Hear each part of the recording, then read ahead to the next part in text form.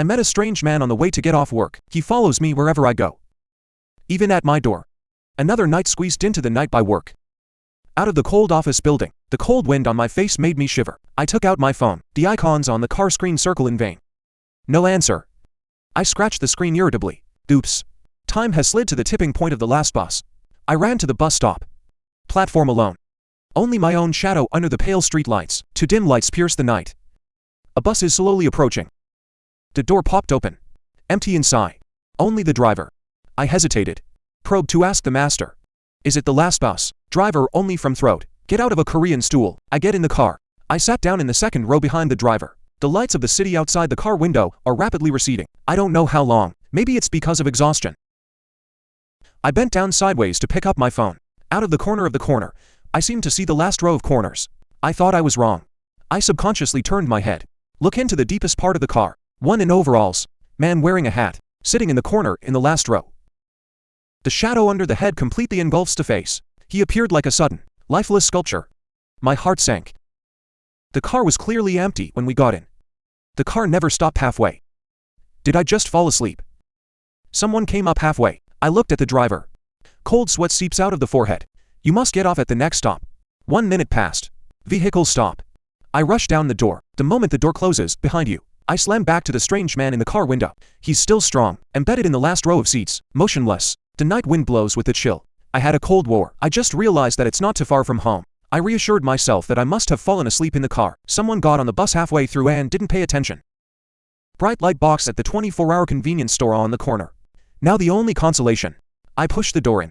I took a bucket of instant noodles and sat by the window. Just then, the induction door made a soft ding-dong sound. I subconsciously looked up. A figure in dark blue overalls walked in.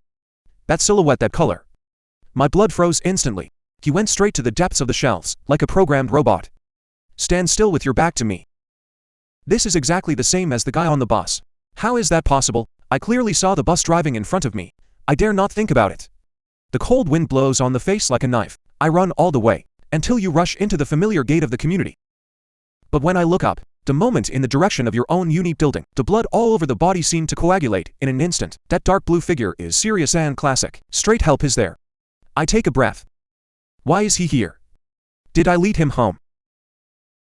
The thought creeps me out. No. Never go home. I turned around immediately, towards the economical one not far outside the community. Checked in quickly at the front desk. Get the key card. Lock the door. I'm leaning against the cold door panel. Collapse, sly, sit on the ground. After a long time.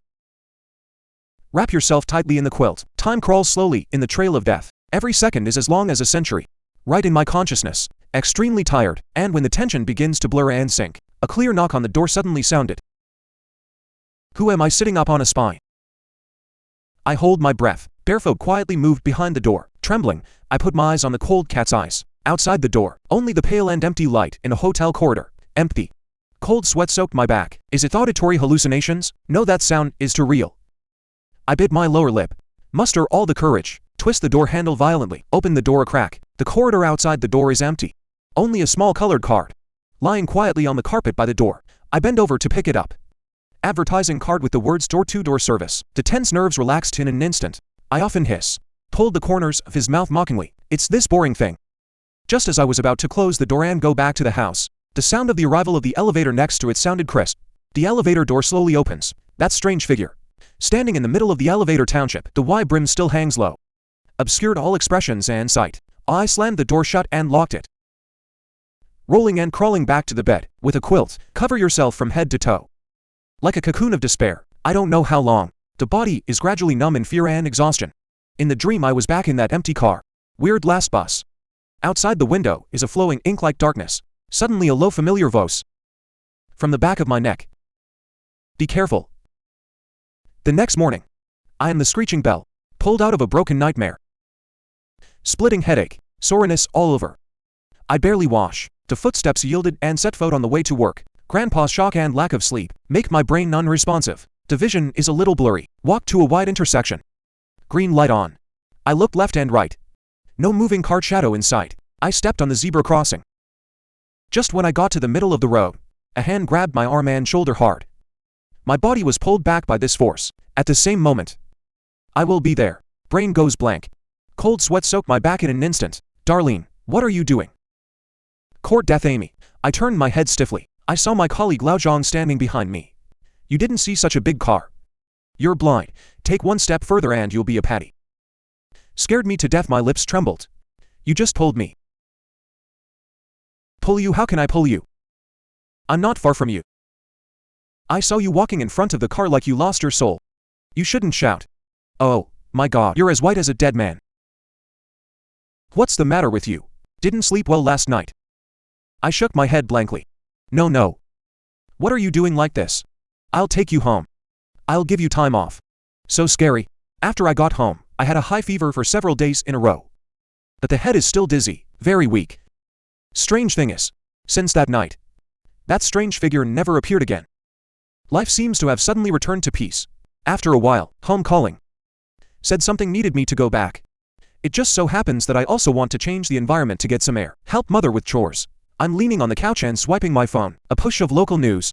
The preliminary investigation into the crash of the No. 141 bus has been completed. Late night meaning crawls up the spine.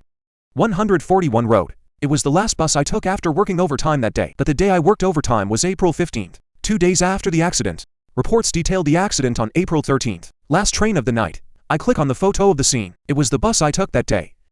But how is this possible? I obviously sat on April 15th. So what did I do that night?